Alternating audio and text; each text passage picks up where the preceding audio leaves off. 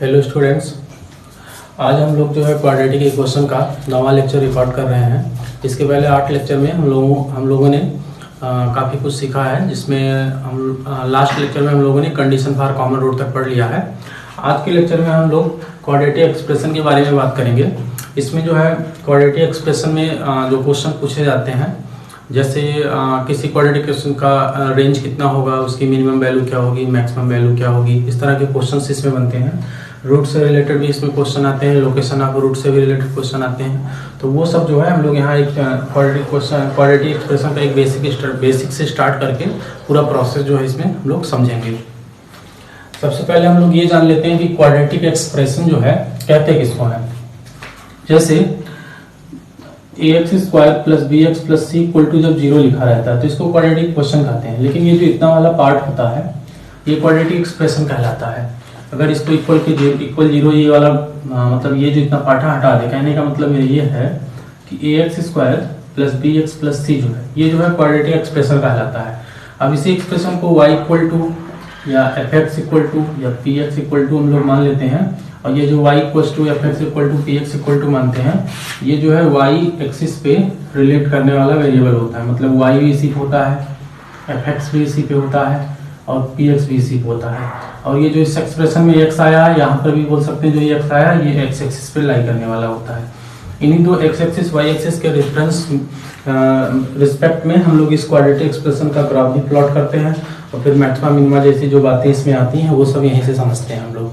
तो हम लोग ले लेते हैं quadratic expression y equal to a x square plus B x plus c. आपको एक चीज़ यहाँ पर पता होना चाहिए कि ये जो एक्सप्रेशन मैंने लिखा है यहाँ पर कुछ चीज़ें सेल्फ अंडरस्टूड होती हैं। जैसे क्या कि A B C real number होना चाहिए, और यहाँ जो प्रिंसिपल कोफिशिएंट है that is A x square, ये कभी भी 0 नहीं होना चाहिए।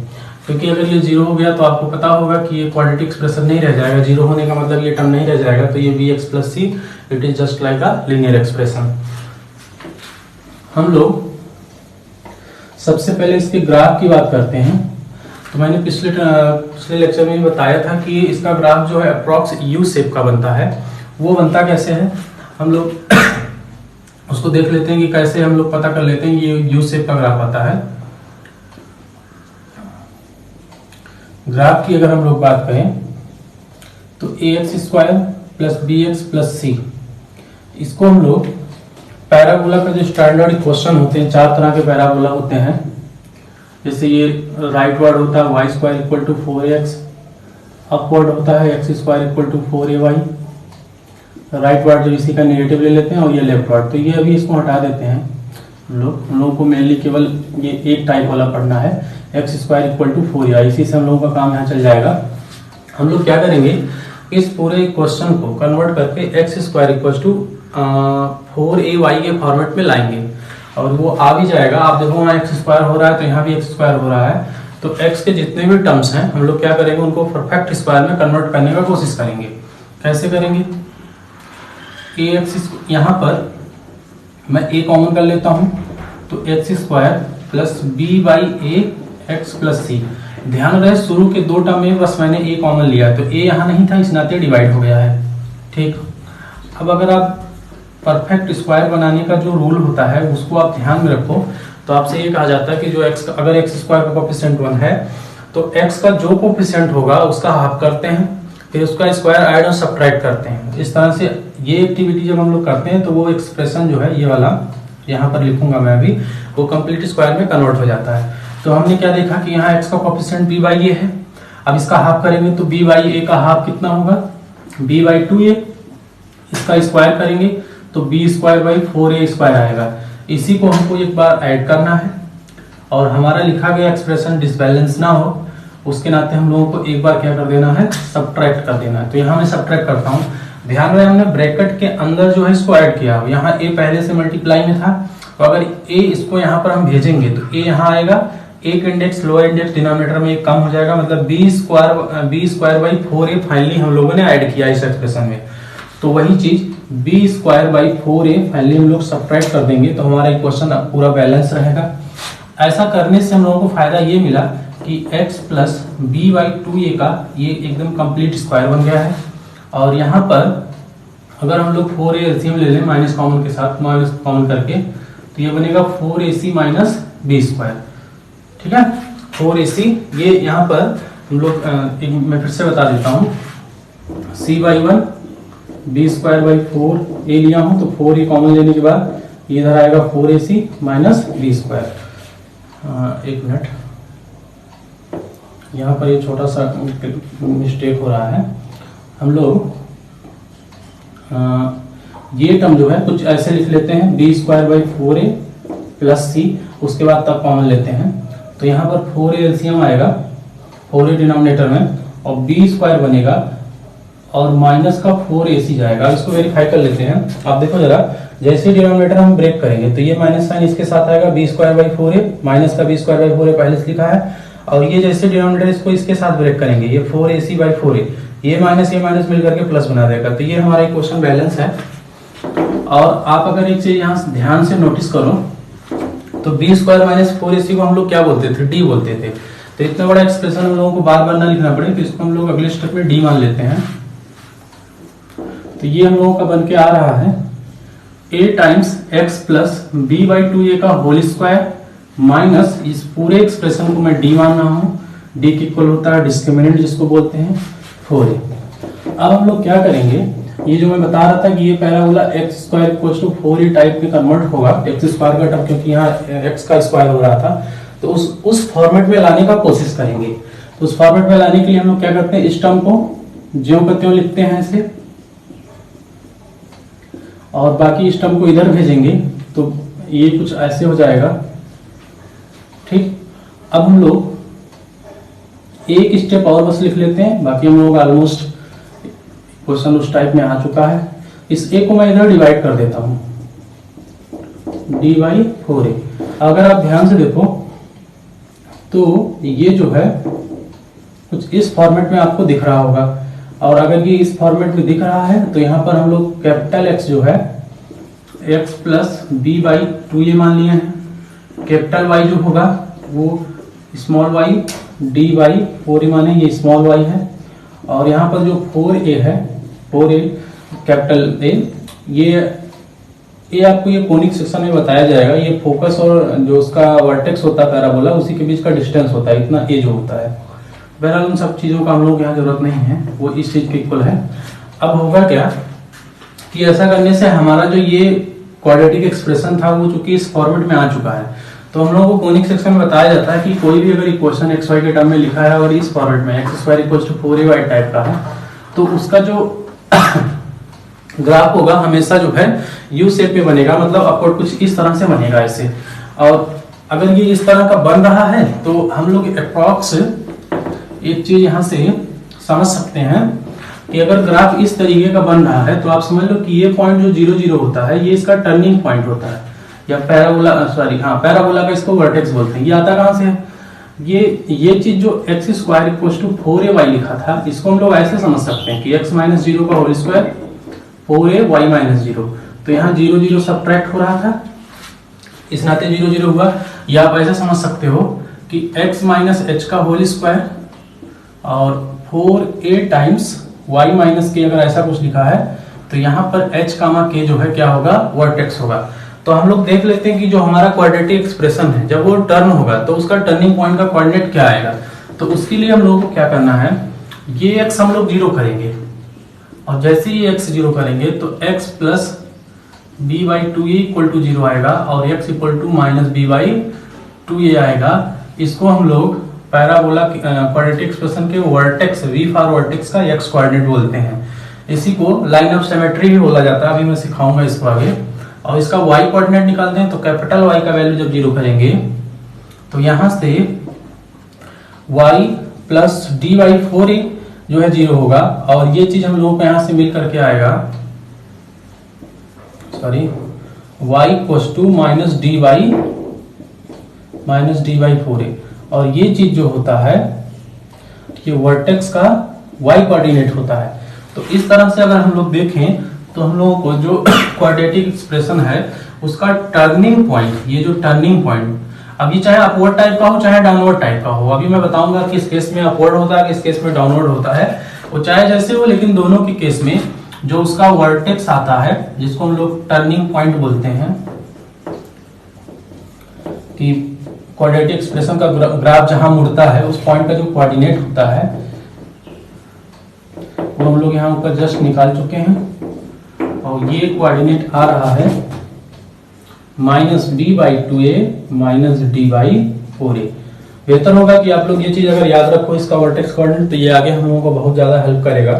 ठीक है, तो हम लोगों ने इस तरह से क्वाड्रेटिक एक्सप्रेशन का ग्राफ बनाया, उसको अप्रॉक्स x² = 4ay टाइप में कंपेयर करके हम लोगों ने समझा कि कैसा भी होगा x के टर्म में स्क्वायर हो रहा है तो उस क्वाड्रेटिक एक्सप्रेशन का ग्राफ चाहे अपवर्ड टाइप का पैराबोला होगा, चाहे डाउनवर्ड टाइप का होगा, चाहे अपवर्ड हो चाहे डाउनवर्ड हो, दोनों ही केस में जो इसका वर्टेक्स का कोऑर्डिनेट आएगा ये कोऑर्डिनेट आएगा।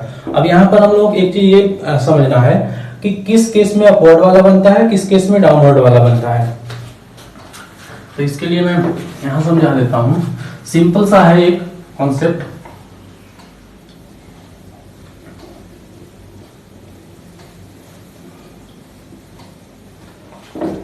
जैसे अभी मैंने ये लिखा था x² = 4ay, तो आप ये समझ लो कि जब यहाँ पर a > 0 होता है, मतलब ये जो वैल्यू आता है पॉजिटिव होता है। पॉजिटिव बोलने का सेंस जैसे ऐसे समझ सकते हैं, x² = 8y हो, तो इसका ग्राफ जो बनेगा हमेशा अपवर्ड टाइप का बनेगा। यहाँ मैं बना देता हूँ, a > 0 के केस में हमेशा अपवर्ड टाइप का बनेगा। लेकिन अगर a < 0 है, मतलब x² = -16y टाइप का है, a यहाँ पर जो आ रहा है वो < 0 अगर हो जाए तो उस केस में ग्राफ जो है डाउनवर्ड बन जाएगा। हम लोग यहाँ पर एक चीज देख रहे थे, कैपिटल A और स्मॉल a में रिलेशन कौन कर रहा था, ये रिलेशन ऐसे बन रहा था। अब यहाँ a के पॉजिटिव नेगेटिव पे ही डिसाइड हो रहा है जो ग्राफ बनेगा उसका माउथ जो अपवर्ड खुलेगा कि डाउनवर्ड खुलेगा। तो आप एक चीज देखो, अगर हम इस a के कंपैरिजन में पॉजिटिव नेगेटिव डिसाइड करें तो 1/any positive number = finally positive होगा, मतलब अगर ये पॉजिटिव है तो इसको भी पॉजिटिव होना पड़ेगा, और 1/ कोई नेगेटिव नंबर फाइनली क्या होगा, नेगेटिव होगा, मतलब अगर स्मॉल a नेगेटिव हुआ तो कैपिटल A भी नेगेटिव हो जाएगा।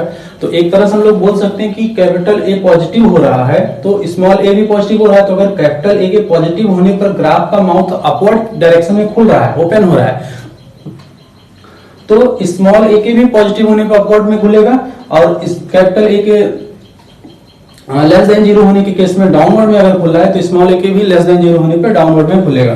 तो फाइनली हम अगर एक कंक्लूजन पूरा लिखें जो आपको बस मेनली याद रखना है, तो उसके लिए आप बस इतना समझ लो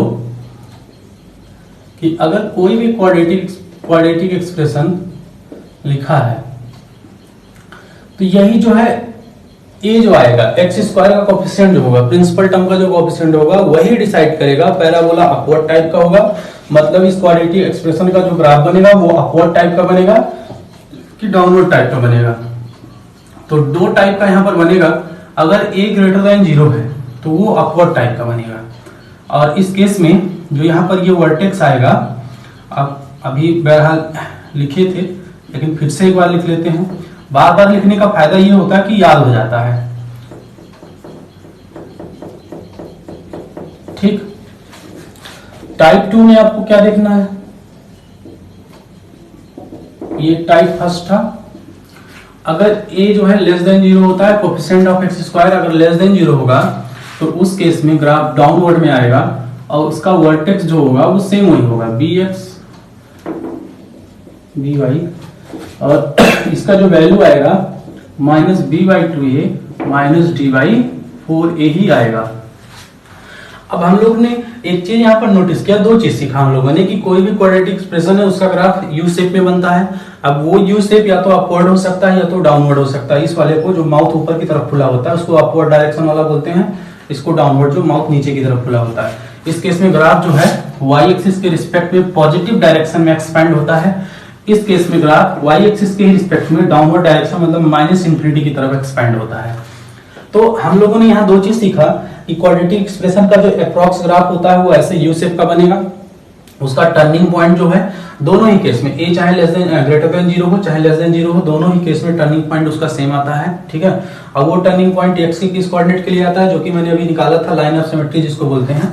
ये लाइन ऑफ सिमेट्री यही होता है, जो वर्टेक्स से जाता है और y एक्सिस के पैरेलल होता है, वर्टेक्स से जाए और वाई एक्सिस के पैरेलल टू वाई एक्सिस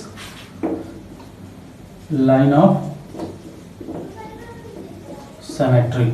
मतलब इस एक्सिस के, मतलब इस लाइन के अबाउट जो है इधर का ग्राफ उधर के एकदम सुपर इम्पोजिबल होता है। मतलब अगर इस ग्राफ आप समझ लो कि ये एक वायर है अगर, ठीक है, ये पूरा वायर है और इस वायर को यहाँ पर ऐसे फोल्ड करके, मतलब यहाँ पर फिक्स करके इस पूरे पोर्शन को ऐसे फोल्ड करके इस पर अगर कोलैप्स आए तो ये पूरा कोलैप्स हो जाएगा, उसी को लाइन ऑफ सिमेट्री बोला जाता है।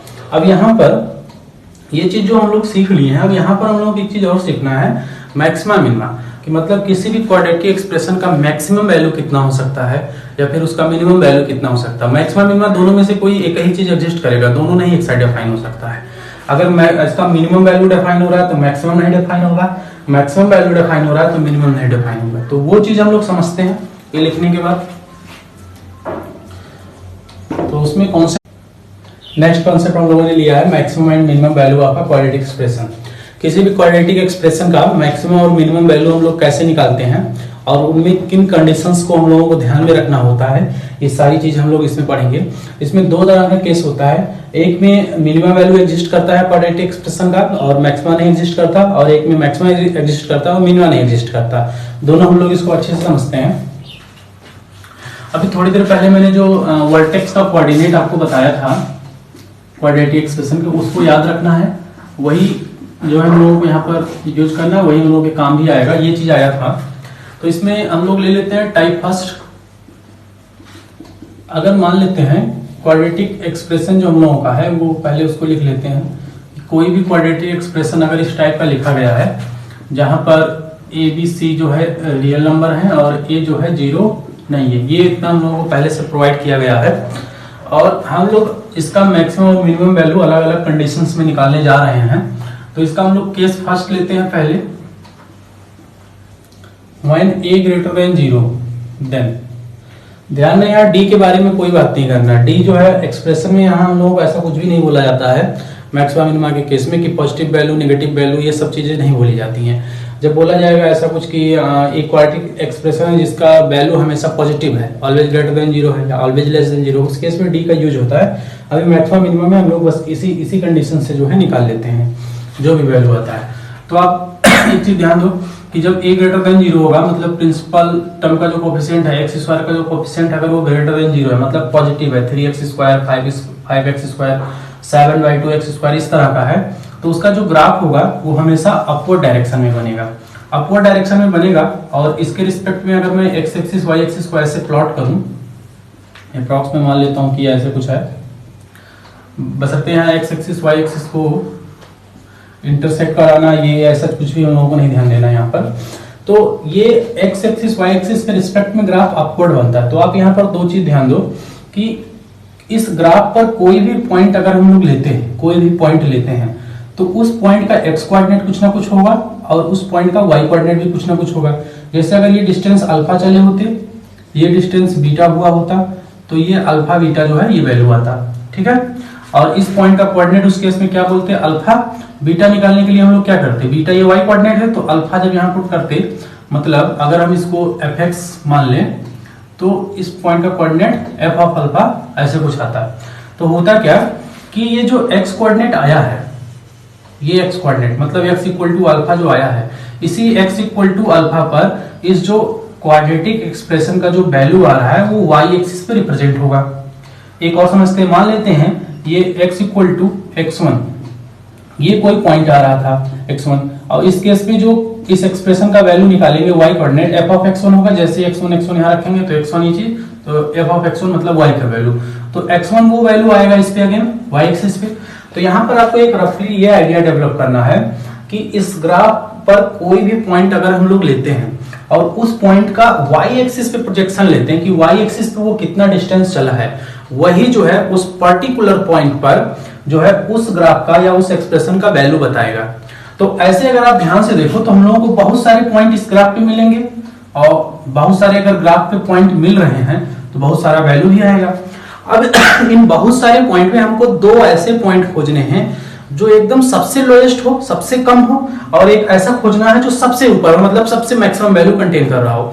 तो आपको डेफिनेटली पता होगा कि अगर ग्राफ पे इधर से हम लोग ऐसे चलना स्टार्ट करें या इधर से चलना स्टार्ट करें, दोनों ही डायरेक्शन मान लेते हैं, मैं इधर से चलना स्टार्ट कर रहा हूं तो इस ग्राफ पर मैं नीचे की तरफ बढ़ रहा हूं, तो ऐसे बढ़ता जाऊंगा तो हमको कभी ना कभी एक ऐसा पॉइंट मिलेगा जहां पर नीचे आते आते डायरेक्शन हमारा तुरंत बदलेगा, फिर ऊपर की डायरेक्शन में हम लोग चलना स्टार्ट कर देंगे।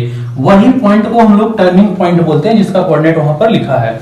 और वही पॉइंट जो टर्निंग पॉइंट होता है, चूंकि वहीं पर ग्राफ मुड़ गया, उसके नीचे नहीं गया, तो वही जो है a ग्रेटर देन 0 के केस में ग्राफ का सबसे लोएस्ट पॉइंट होगा। मतलब अगर वो सबसे लोएस्ट पॉइंट है तो उस पॉइंट का अगर y एक्सिस पे प्रोजेक्शन हम लोग लेंगे तो वही ग्राफ का सबसे मिनिमम वैल्यू बताएगा। और आप लोग जानते हो कि इसके मैक्सिमम वैल्यू के बारे में अगर हम लोग बात करें तो ये ग्राफ इन्फिनिटली ऐसे ऊपर की तरफ जो है एक्सपेंड होता चला जा रहा है। तो इन्फिनिटली एक्सपेंड हुआ है, मतलब उसका अपर लिमिट, मतलब ग्राफ कहां पे जाके खत्म हो रहा है ये हमको पता ही नहीं है। तो जब नहीं पता है तो मैक्सिमम वैल्यू इसका नहीं निकाल सकते। क्यों? क्योंकि मैक्सिमम ऐसा कोई पॉइंट इस ग्राफ पे हम नहीं सेलेक्ट कर सकते हैं। जैसे मान लेते हैं ग्राफ हमारा यहाँ तक आया होता है ऐसे ऐसे करके, बोलते ये तो ये ग्राफ यहाँ आके खत्म तो हुआ नहीं है और ऊपर चला जाएगा, बहुत ऊपर गया है, तो इसका मैक्सिमम नहीं डिफाइन होगा। इस केस में मिनिमम डिफाइन होगा जहां पर ग्राफ टर्न हुआ है, और टर्निंग पॉइंट का जो y कोऑर्डिनेट होगा वही इस ग्राफ का मिनिमम वैल्यू होगा। तो एक मैं क्लियर फिगर बना देता हूं कि ग्राफ इस केस में इस तरह का बनेगा, और जब इस तरह का बनेगा तो ये जो इसका टर्निंग पॉइंट आता है -b/2a -d/4a, यहीं पर क्या होगा, ये पूरा एक्सप्रेशन किसके इक्वल है, y के इक्वल है, या फिर बोले f के इक्वल है। तो y मैक्सिमा हम बोले कि y का जो मैक्सिमम वैल्यू, चूंकि वो डिफाइन नहीं हो रहा है तो नॉट डिफाइन, पहला पॉइंट। और y मिनिमम जो इस केस में आएगा, y मिनिमम यही चीज होगा -t/4a, और किस x पर आएगा, एट x = -b/2a। तो यहां पर मैंने आपको क्या सिखाया कि अगर कोई क्वाड्रेटिक एक्सप्रेशन है जिसमें x² का टर्म जो है, x² का कोएफिशिएंट अगर वो पॉजिटिव है तो उस केस में ग्राफ का मैक्सिमम वैल्यू डिफाइन नहीं होगा, मिनिमम वैल्यू डिफाइन होगा जो कि -d/4a के इक्वल होगा। और वो मिनिमम वैल्यू किस x पे मिलेगा, x = -b/2a पे, क्योंकि इस पॉइंट का कोऑर्डिनेट ही यही आ रहा है। x जब इस वाले में, इस एक्सप्रेशन में b का वैल्यू जब -b/2a, सॉरी x का वैल्यू -b/2a पुट करेंगे तो यही एक्सप्रेशन जनरेट होगा। आप देख लो, चाहे यहाँ पर x की जगह हम लोग -b/2a पुट कर रहे हैं तो x² हुआ b times -b/2a plus c, तो यहाँ आएगा a b²/4a² और b कितना हो जाएगा, b²/2a प्लस c, यहाँ से एक कट गया और 4a पूरा एलसीएम होगा तो यहाँ बचेगा b²। यहाँ देखो a तो आ जा रहा है, 2 से डिवाइड करेंगे, एक 2 बच रहा है तो -2b², और यहाँ इसका डिनोमिनेटर बनता है तो 4a पूरा जाएगा 4ac, तो यहाँ क्या बनना है -b² प्लस 4ac/4a। अगर मैं ऊपर कॉमन ले लूं माइनस तो -b²/4ac/4a बनेगा। और आप देखो तो वो ये जो इतना एक्सप्रेशन है वही d है।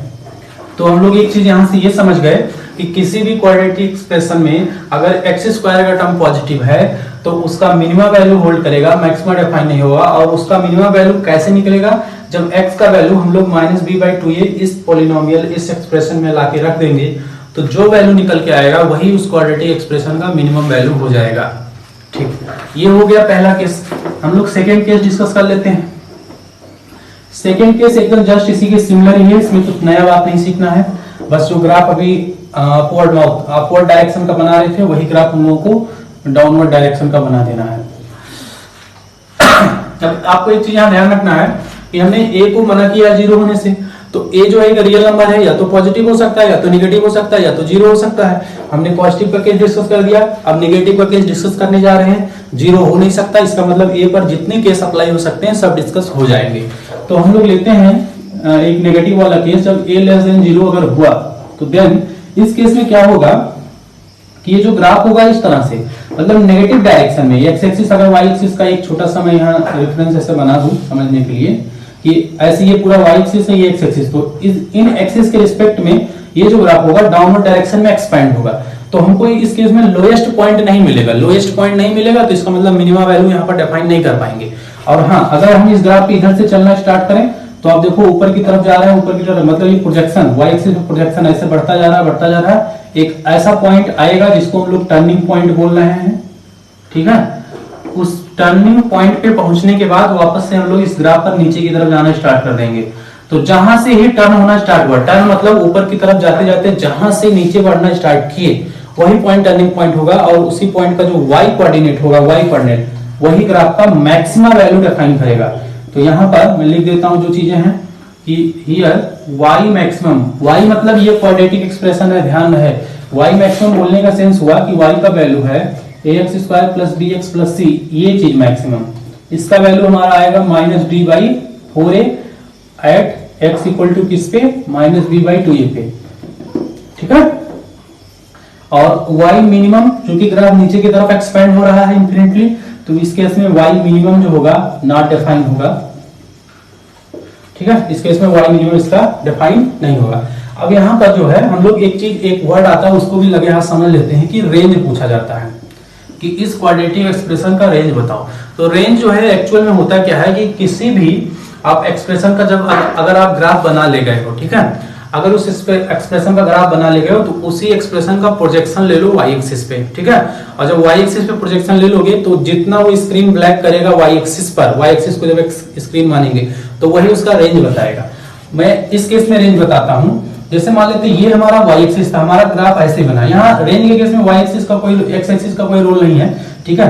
तो होगा क्या कि हमारा ग्राफ मान लेते हैं ऐसे बना था, तो सबसे लोएस्ट पॉइंट ऐसे, तो इधर से मान लेते हैं अगर रेज हम लोग ड्रॉप करेंगे इस ग्राफ पे, ठीक है, ऐसे पूरा लाइट रेज है, और ये इसको जो है वाई एक्सिस को स्क्रीन में मान लिया हूं, तो आप देखो ये सबसे लोएस्ट पॉइंट पे जो रेज आएगी उसको वो हाइड कर लेगा। जब जैसे ही हाइड करेगा तो यहाँ पर एक सबसे ब्लैक स्पॉट बनेगा, उसके बाद तो पूरा पूरा ग्राफ ही है, तो ये पूरा यहां से लेकर के पूरा एक्स एक्सिस जो है, सॉरी वाई एक्सिस क्या होगा, ब्लैक हो जाएगा, क्योंकि ये ग्राफ इंफिनिटली एक्सपेंड हुआ है तो सभी रेज को रोक लेगा। तो सबसे लोएस्ट पॉइंट यहाँ जो मिलेगा माइनस डी बाई 4a मिलेगा, और माइनस डी बाई 4a से इंफिनिटली प्लस इंफिनिटी डायरेक्शन में पूरा का पूरा वाई एक्सिस क्या होगा, डार्क होगा। तो इस केस में हम लोग ये भी बोल सकते हैं कि तो इसका जो रेंज होगा इस क्वाड्रेटिक पॉलिनोमियल का जो अपवर्ड डायरेक्शन का होगा वो माइनस डी बाई 4a से जा रहा है प्लस इंफिनिटी तक, तो माइनस डी बाई 4a से इंफिनिटी तक, ये इसका रेंज हो जाएगा। सिमिलरली अगर हम लोग ऐसे समझें इस केस में, ये हमारा अगर पूरा पूरा वाई एक्सिस बन रहा है और इधर से ऐसे लाइट रेज अगर आएंगी तो इसका जो हाईएस्ट पॉइंट होगा, हाईएस्ट मैं इस नाते बोल रहा हूँ क्योंकि ग्राफ नीचे की तरफ एक्सपेंड हो रहा है, इस पॉइंट से ऊपर कोई ग्राफ नहीं है, तो इसी नाते ये हाईएस्ट पॉइंट होगा। तो ये जो पॉइंट बनेगा माइनस डी बाई 4a, यहाँ पहला ब्लैक स्पॉट आएगा, मतलब ये अगर वाई एक्सिस स्क्रीन है और नीचे तक की पूरी स्क्रीन ब्लैक हो जाएगी, तो इस केस में जो इसका रेंज बनेगा डाउनवर्ड वाले डायरेक्शन का, वो बनेगा आपका माइनस डी बाई 4a से, सॉरी ये नेगेटिव इंफिनिटी हुआ तो इसको नीचे की तरफ से पढ़ेंगे, मतलब हम लोग लोएस्ट पॉइंट से हाईएस्ट पॉइंट की तरफ जाएंगे, तो ये बनेगा ग्राफ माइनस इंफिनिटी से माइनस डी बाई 4a, ये इसका रेंज हो जाएगा। तो इस तरह से हम लोग इस वाले कॉन्सेप्ट में क्वाड्रेटिक एक्सप्रेशन का मिनिमम वैल्यू इस केस में, मैक्सिमम वैल्यू इस केस में, इसका रेंज क्या होता है, और डोमेन की बात करें, रेंज बोल रहे हैं डोमेन ही बोल रहे हैं, तो डोमेन आप समझ लो इसका रियल नंबर होता है। डोमेन एक ऐसा एक्स का वैल्यू होता है जिस पर ये देखा जाता है कि क्या ये पॉलिनोमियल डिफाइन है कि नहीं डिफाइन है। तो आप समझ लो कि आप ऐसे समझो, मैं एक छोटा सा बता देता हूँ, बाकी डोमेन रेंज हम लोगों का इसमें नहीं आएगा, कि जो पॉलिनोमियल होता है चाहे अपवर्ड वाला ले लें चाहे डाउनवर्ड वाला ले लें, एक्स पर ये पूरे एक्स एक्सिस को, ठीक है, आप देखो उधर जा रहा है मतलब इधर भी एक्सपेंड कर रहा है इधर भी एक्सपेंड कर रहा है, तो ऊपर से अगर हम लोग लाइट रेज इस पे ड्रॉप करेंगे तो पूरा का पूरा एक्स एक्सिस ब्लैक होगा, दोनों ही केस में होगा। इसमें नीचे की तरफ से जब करेंगे तो जब पूरा एक्सिस इसका डार्क होगा, ये मतलब पूरा स्क्रीन ब्लैक होगा, तो इस केस में पूरे एक्स एक्सिस में जितने नंबर आएंगे सब इसके डोमेन में इंक्लूड होंगे, तो वो X belongs to real number होगा। वैसे भी आप पॉलिनोमियल, जितने भी पॉलिनोमियल होते हैं सबका डोमेन रियल नंबर होता है, ठीक है। मतलब ये इस केस में अगर हम लोग देखें क्वाड्रेटिक पॉलिनोमियल है, ठीक है, तो ये इसका डोमेन रियल नंबर हो जाएगा, ठीक।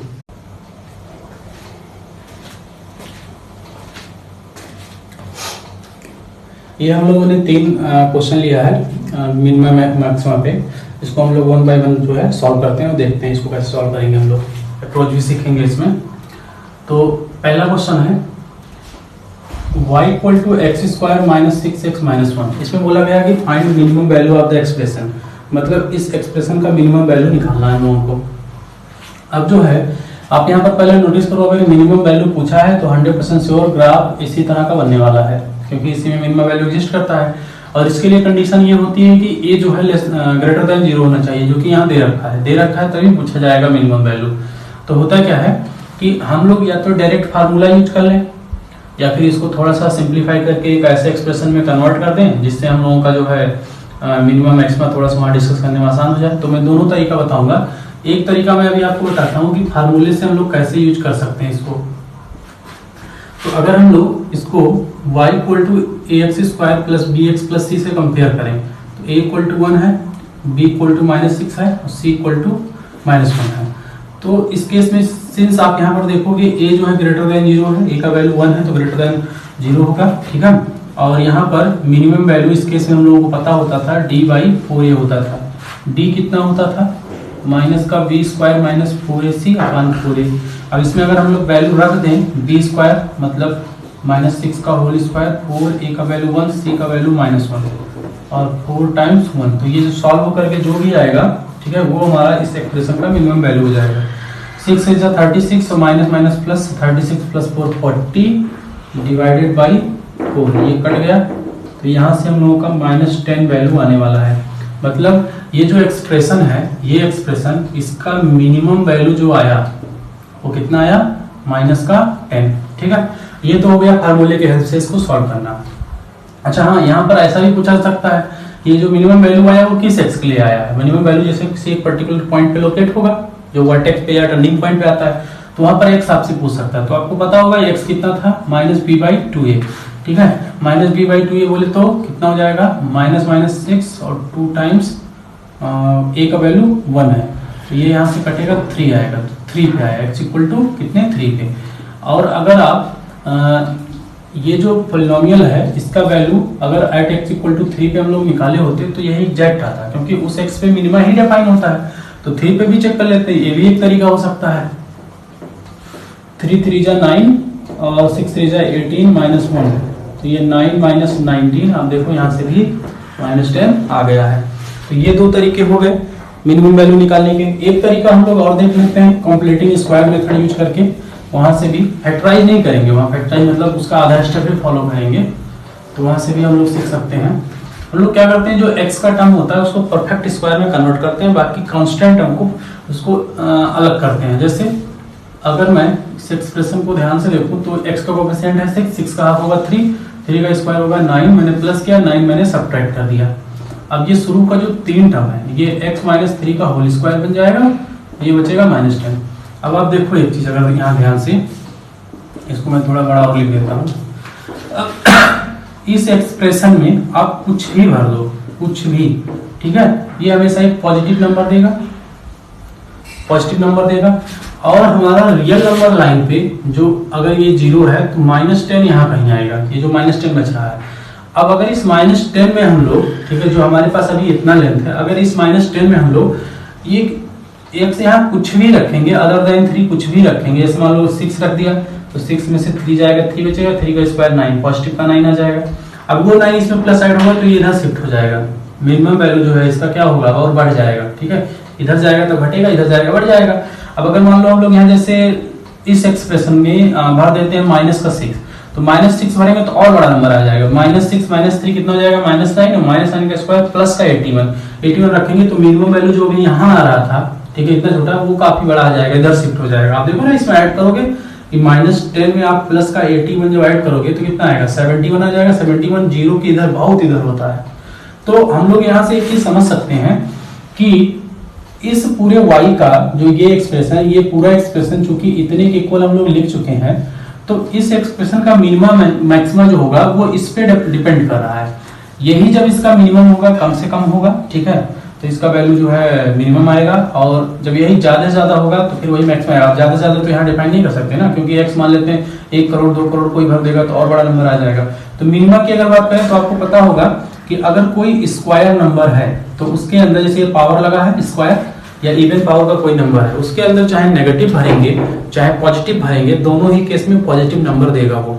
लेकिन हम लोगों को यहाँ एक केस ऐसा मिल रहा है कि अगर इसी को हम लोग 0 ले लें, ठीक है, तो x = 3 एक ऐसा नंबर मिल रहा है जिस पर ये 0 हो जा रहा है। अब 0 हो और कोई एक पॉजिटिव नंबर हो, इवन चाहे 0.1 भी हो, तो वो 0.1 हमेशा 0 से बड़ा होगा। तो सबसे कम वैल्यू हमको कब मिल रहा है, जब इस पूरे एक्सप्रेशन को ही 0 कर दे रहे हैं, ठीक है। और 0 किस नंबर पे हो रहा है, इसको जब 0 किए तो x का वैल्यू जब 3 पुट कर रहे हैं तब ये 0 हो रहा है। तो वही x इक्वल टू 3 पर ये एक्सप्रेशन जो है मिनिमम होगा, और जैसे x इक्वल टू 3 पुट करेंगे तो ये पूरा समाप्त हो जाएगा और बचेगा कितना, माइनस का 10, और यही हमारा क्या हो जाएगा, मिनिमम वैल्यू। तो इस तरीके से भी निकाल सकते हैं हम लोग। इसी तरीके से ही फार्मूले से तो आसान है, आप सीख गए होंगे। इसी तरीके से मैं ये वाला भी क्वेश्चन आपको बताता हूँ। Second question, 6x square minus का 7x प्लस 3। यहाँ पर अगर हम लोगों को होल स्क्वायर करना है, या तो इसको परफेक्ट स्क्वायर में कन्वर्ट कर दें, या फिर जो है इसका कॉमन ले लें कोएफिशिएंट 7/6x प्लस का 3। अब हम लोग क्या करेंगे, इसको चूंकि परफेक्ट स्क्वायर में कन्वर्ट करना है, तो जो x का कोएफिशिएंट होगा उसका हाफ करेंगे, फिर उसका स्क्वायर ऐड और सब्ट्रैक्ट करेंगे। 7/6 का हाफ कितना होगा, 7/12, और 7/12 का स्क्वायर 49/144। ये हम लोगों ने क्या किया, ऐड किया। अब इसी को सब्ट्रैक्ट भी करेंगे बैलेंस करने के लिए, लेकिन ध्यान रहे ये 49/144 हम लोगों ने जो ऐड किया है ये ब्रैकेट के अंदर है विथ मल्टीपल ऑफ 6।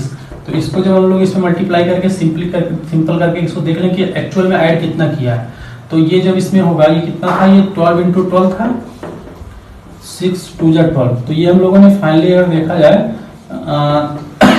49/24 हम लोगों ने यहाँ ऐड किया है। तो 49/24 हम लोग यहाँ सब्ट्रैक्ट कर देते हैं, इससे हमारा एक क्वेश्चन क्या होगा, बैलेंस होगा। अब जो है ये हमारा बन जाएगा 7/12 का होल स्क्वायर, और ये सिंप्लीफाई हम लोग कर लेते हैं। तो ये हम लोगों का कितना आ जा रहा है, 24 एलसीएम होगा, ठीक है, प्लस और ये 3 24 जा 72 माइनस का 49 डिवाइडेड बाई 24। अब हम लोग क्या करेंगे, एक लाइन और लिख लेते हैं, फिर हम लोग यहाँ से इस एक्सप्रेशन का मिनिमम वैल्यू जो है डिफाइन कर ले जाएंगे। 12 में से 9 गया 3, और यहाँ बचेगा 6 में से 4 गया 2/24। अब होगा क्या, ये एक्सप्रेशन, इस पूरे ही एक्सप्रेशन को हम लोगों ने इस फॉर्मेट में कन्वर्ट कर दिया। अब इस एक्सप्रेशन का मैक्सिमम मिनिमम इस पे डिपेंड कर रहा है। यही जब एक्सप्रेशन मैक्सिमम होगा तो वैल्यू मैक्सिमम आएगा, मिनिमम होगा तो वैल्यू मिनिमम आएगा।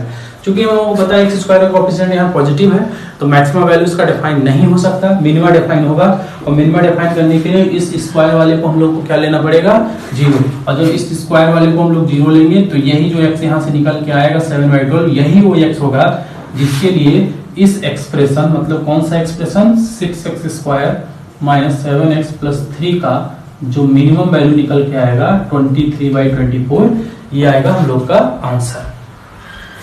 हम लोग अगर ये 7/12 इसमें रख दें ला करके तो भी यही सेम आंसर आएगा, जो प्रोसीजर किए वही था इसका सेंस। थर्ड क्वेश्चन हम लोग देख लेते हैं। थर्ड क्वेश्चन थोड़ा सा डिफरेंट है। इसमें बोला गया so that minimum value of the expression, ये जो एक्सप्रेशन लिखा गया x square minus 2 times m plus 1 into x plus m square plus m is not a function of m। मतलब आप देखो ये एक्सप्रेशन जो है ये m के टर्म में लिखा गया है। अब इसमें b का वैल्यू भी m के टर्म में आ रहा है, c का वैल्यू भी m के टर्म में आ रहा है। x स्क्वायर का कोएफिशिएंट पॉजिटिव है तो अपवर्ड टाइप का होगा, इसलिए हमने मिनिमम वैल्यू का यहाँ बात भी किया है।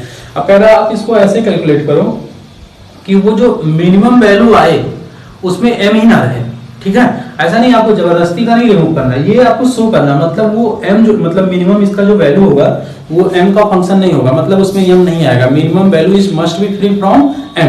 अगर ऐसा आप शो कर ले जाओ तो ये मतलब क्वेश्चन हम लोग सॉल्व कर ले जाएंगे। तो इसको हम लोग कर लेते हैं। Third question, x square minus 2 times m plus 1 into x और m स्क्वायर प्लस m, ये है, ठीक है।